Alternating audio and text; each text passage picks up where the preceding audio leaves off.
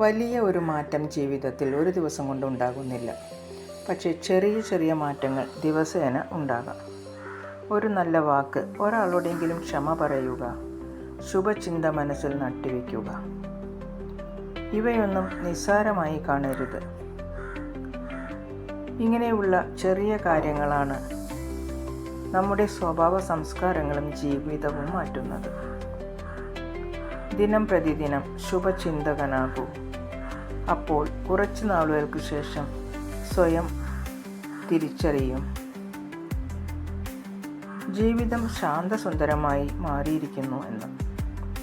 നമ്മുടെ ജീവിതത്തിലെ ഓരോ പരാജയവും നമ്മെ ക്ഷമ പഠിപ്പിക്കുന്നു. ഓരോ നഷ്ടവും നമ്മെ അതിൻ്റെ മൂല്യം മനസ്സിലാക്കാൻ പഠിപ്പിക്കുന്നു. ഓരോ വേദനയും നമ്മെ കൂടുതൽ ശക്തരാക്കുന്നു. ഓരോ അനുഭവവും ഒരു പുതിയ പാഠമായി മാറുന്നു. ഏവർക്കും ശുഭരാത്രി.